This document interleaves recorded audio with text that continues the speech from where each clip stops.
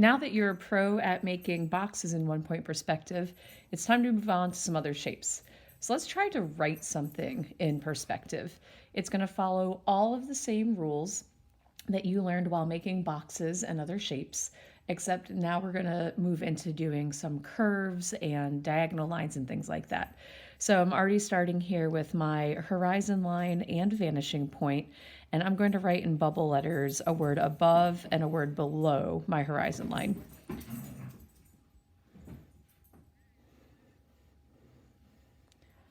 Bubble letters really are just a regular letter, but done so they have some space.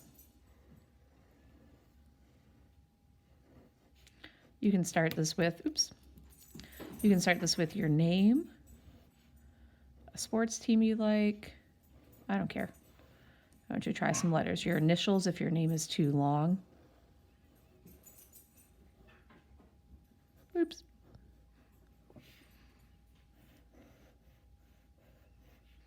Now, I'm lucky in that my name does not have too many curves. But even if you do have curves, we're going to learn how to deal with that. Okay, so I've got 2 words. You know, if something is floating in the space above the horizon line, it means that you're going to see the sides and bottom of the letters. And if it's below the horizon line, you're going to see the sides and top. So let's start down here.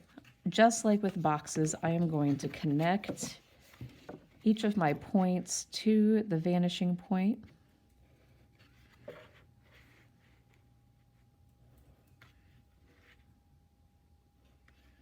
I'm going to focus on the ones that I would actually see.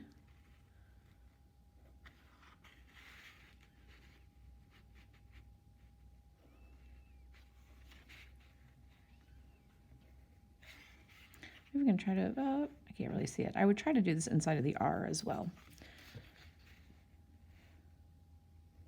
I can't see that side of the T. And I might not be able to see too much of this T except the top. Okay, so now I've got all of my vanishing lines, and I have to decide how wide I want my letters to be. I'm going to make them about this wide. So I'm going to make a parallel line to the edge of my A. If it goes behind the R, no big deal.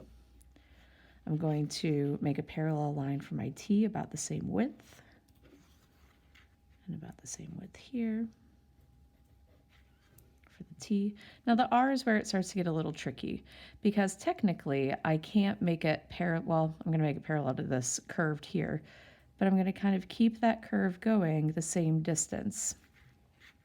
And wherever I would have seen this from the inside of the R is where that part of the R would change, and this one would happen. So then I can go through and erase my extra vanishing lines if they go any further. I may even see a little bit of the inside of the R here. For Boza, I'm going to do the exact same thing. I have a pretty good eyesight for lines, so I'm going to keep the ruler away just so you can see what I'm doing.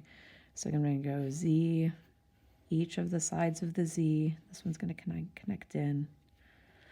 Each of the edges of the A.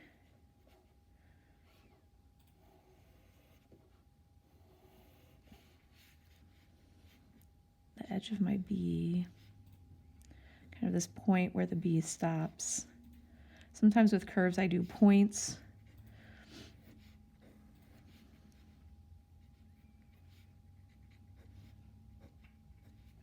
Okay, and then I have to decide how wide I want everything to be. It could just look like it's zooming straight out of there, or I could say I want everything to be this wide. Don't forget you have to connect that part there.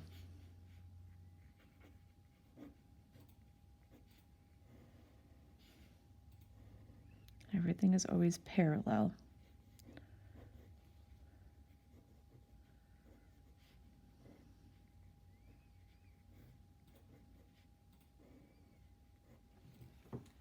And then you can erase your vanishing lines.